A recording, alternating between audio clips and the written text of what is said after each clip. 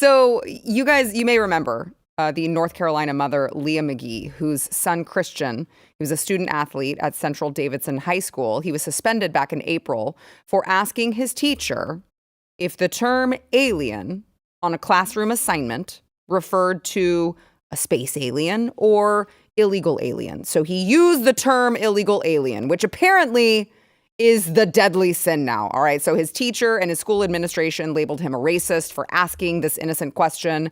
They said it was the equivalent of saying the N-word, and then ultimately suspended him for multiple days from school with no chance of appeal. He was also prohibited from competing in a season-defining track meet. Oh, and by the way, after he was labeled a racist, his family, as you would assume in this woke world, got all sorts of death threats because, oh, now Christians are racist. Well, last we spoke with Leah and her attorney from Liberty Justice Center. They had filed a lawsuit against the Davidson Board of Education for violating Christians' First and Fourth Amendment rights. But within this lawsuit and within this injunction comes certain evidence that is now surfacing. And recently, it's been revealed in this lawsuit concerning the Board of Education. There's been some new evidence that's come out. See, many years ago, which, by the way, Leah and her attorney are going to join me in a second. But many years ago, I steered clear of this the first time that I talked to Leah because I didn't think that it mattered. But apparently it does to the Davidson Board of Education. So years ago, Leah McGhee had an addiction problem, and she had a criminal history.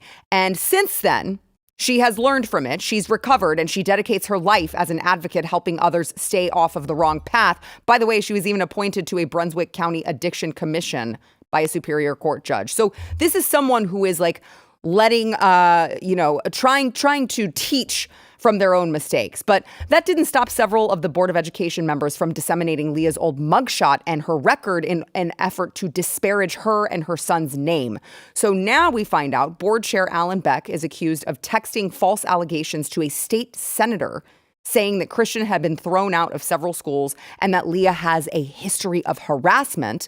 Another board member, Ashley Carroll, sent text messages to another community leader, making a false claim that Christian was kicked out of multiple schools for being a racist. So, I mean, we can just go through some of these. So this is, of course, the gray is this particular board member, but she's saying, we have the details now. He's a racist. You guys can see these text messages right here. There's one that says there's more beyond that. This is just the tip of the iceberg. Furthermore, there is not one kid in that class defending him, not one. She sends Leah's criminal record, the mother of said child who was kicked out of multiple schools for being a racist. Okay, then it's, again, we know the details now. He is a racist. The piece of paper doesn't indicate the entire situation. I asked you to trust me on this one, she says, because someone's pushing back and saying, hey, guys, this looks really bad for you. How dare you question me? I asked for you to trust me on this one. And then she says, the person who is talking to this Board of Education member, what about the Hispanic kid threatening to beat his ass? And this is, of course, what we know now. The Hispanic kid threatening that was all a joke anyway. This Board of Education member says, would you beat a kid's ass who was making anti-Semitism comments? It wasn't one statement. It went on and on. The kids are mad. He is a big problem. It's a 3-day suspension. It's not the end of the world. Well, I'd like to welcome Leah McGhee back on the show along with her attorney, Dean McGee, educational freedom attorney with the Liberty Justice Center. And I want to ask you guys both. First of all, I got to apologize. Leah, you look so lovely in your dress. And Dean, you look so fancy. And I just took casual day way too far. So I apologize for that. But I want to ask you both some questions. Leah, I'm going to start with you. I know the answer to this. I'd like you to answer it because you're Christian's mom. Is it true that he was kicked out of multiple schools for this very same problem? Sara, Christian's never been kicked out of a school, never been kicked out of any school, let alone for racism. Christian has never, ever been kicked out of any school. Every principal Christian's ever had from pre-K up until now has agreed to write statements on his behalf and to speak to the Board of Education members.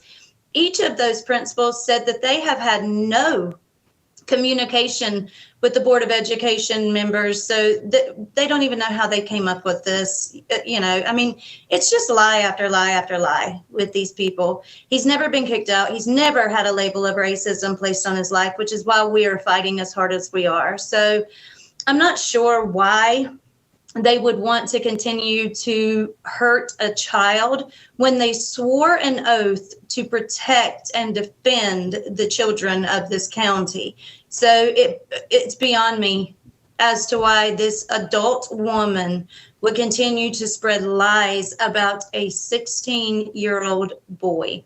Yeah, I mean, it does seem very odd that you would be trying to go so far all in creating a scenario that does not exist, when you could have just said, you know what, the principal got it wrong in this one. The administrators got it wrong in this one. In fact, would you tell, I think I read that the principal is no longer employed with the school at this point. That's what we've heard, and that's what the school posted. They posted a paper that said, had a portion of the minutes after the school board.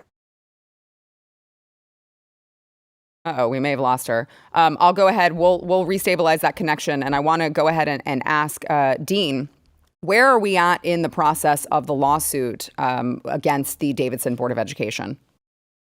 So since we last spoke, we filed what's called a preliminary injunction motion. And that's an opportunity to get before the court and ask for the court to temporarily, while the case proceeds, clear Christian's record. And that would allow him to go to school, apply to colleges, and just kind of get back to normal in the interim, because litigation can take a long time, and Christian shouldn't have to wait, 1 or 2 years, however long this case is going to take, to get that off his record temporarily. So we filed the motion, and included in that motion was some of this evidence that you just discussed, which is really concerning behavior by the Board of Education. Yeah. So I guess another question for you would be, I'm reading this and I'm thinking, in my average person mind, not being an attorney like you, I'm thinking, well, if she's spreading rumors that you maybe could prove she knows is not true, that Christian was, suspended from other schools for having a history of being a racist, and you guys know that's not true, is there any sort of defamation claim that you guys can add into this lawsuit, being that that's just a complete lie? Yeah, I'm comfortable telling you that we are speaking with North Carolina counsel about pursuing state law defamation claims. Right. Our case, Christian is my client, and we filed a lawsuit in federal court to vindicate his constitutional rights as they relate to the suspension. But this other behavior is relevant, and yes, it's one thing to spread the mugshot, which is disgusting behavior and an attack, but they've taken it a step further, where they seem to have just invented allegations against Leah and Christian. So the short answer to your question is yes, absolutely. Yeah, I mean, because that's where it went horribly. I mean, to your point, it went even more horribly wrong to me, because I'm reading this and I'm thinking, okay, all right, you're trying to assault her character for what? This has nothing to do with any of the, allegations put forth. But then you add on top of it just a complete lie about a 16-year-old boy. And now if I'm the mom, I'm out for blood. Not literally. I just want to make sure to say that because you're an attorney, right? Not literally, but I'm just saying, my mama bear claws are coming out. And I'm like, how dare you just lie about my son to a community member who I assume, I don't know who this community member is, but I assume this is someone who has some pull within, the city, or at least the school system. So we know that the state senator was contacted with these misrepresentations. We know that, yes, this is a local, community leader who was contacted. Another person who used to work for the court system was contacted with messages, and those messages, when this board member shared the mugshot, she said to this former law enforcement officer, "But didn't you work hard to get drug dealers off the street?" In other words, saying that Christian and his mother deserve no say, no representation, no defense from anyone in the community because of this drug arrest over a decade ago. Anyone who feels that way has no place working with kids, around children, making decisions for children or schools or anything like that, in my opinion.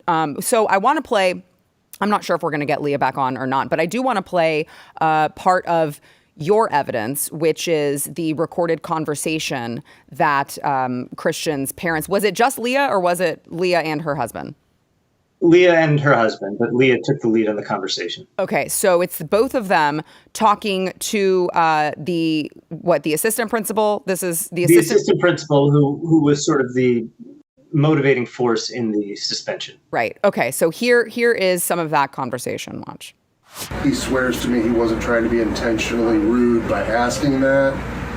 So I talked to him about asking that question by saying illegal alien versus, are those people that need a green card? Like there's respectful ways of asking that question, and there are very disrespectful ways of asking that question. And I agree the 3 days out of school is harsh, but it's a line we drew in August.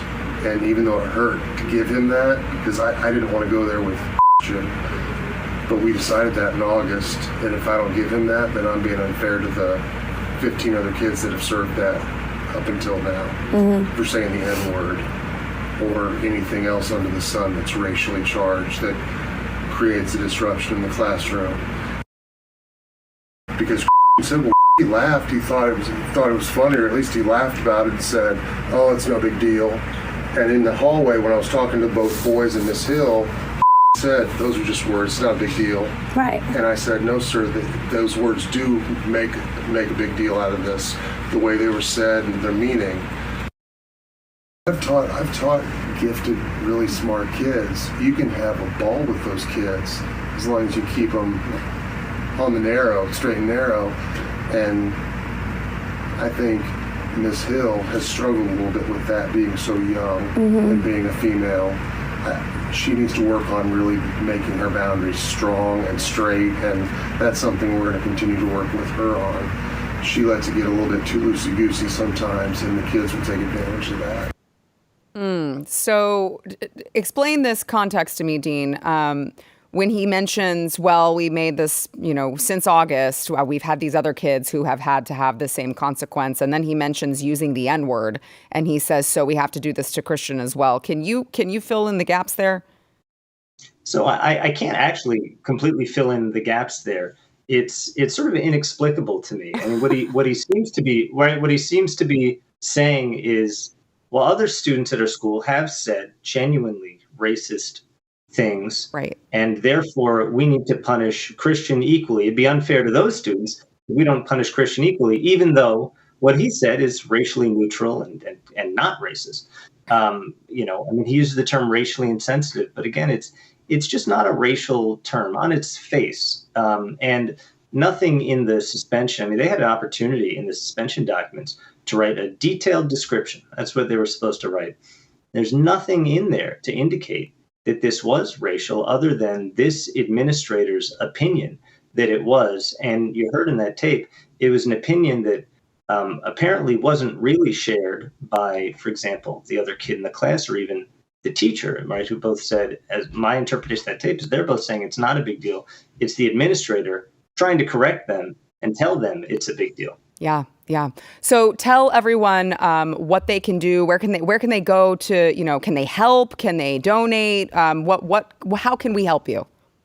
So we represent all our clients pro bono for free. We don't take any money. It's ljc.org, Liberty Justice Center. That's where you can find us. You can find us on social media, on X at LJ Center. So if you could follow our work and if people are able to make donations, we really appreciate it because that's how we're able to represent clients like Leah. Great. I appreciate you, Dean. And I think, Leah, we got you back just at the tail end of it. But don't worry, Dean did a great job in your place.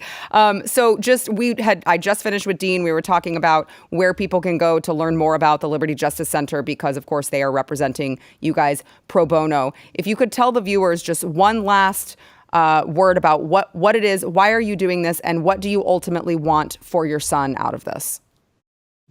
Well, we're fighting it because it's just wrong on every level. Alien's not a race. It can't be racist. We're also, fighting against the lies that are being spread about our child, as any mother, I think, would. And, we're standing up against the smear campaign. It was tacky. It was tasteless. It really reflects the character of those that are on the board. They attempted to assault my character and failed miserably, but their malicious character was in turn highlighted. So we're hoping that the public can see that.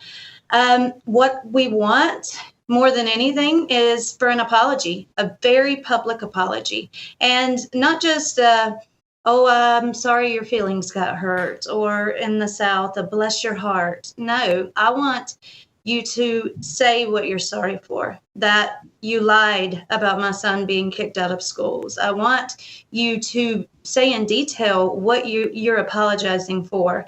I also want the 3 days that he missed out of school credited back to him, and the racism label removed and the suspension reversed. Sara, I don't think that's a big request. Not. So the fact that they are unwilling to do so shows the prideful nature of the board that we're up against. It's a simple fix, but for some reason they're unwilling to do so.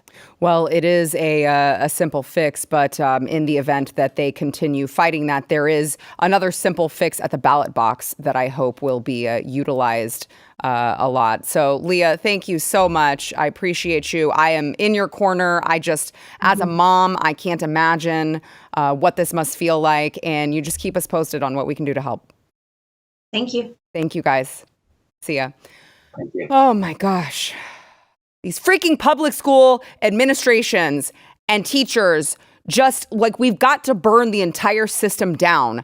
And honestly, I was going to say start over, but I don't even really want to start over when it comes to public schools. If you like this clip and you want to see the full episode, click here. And if you want to subscribe to the channel, come on, you know you do. Click here.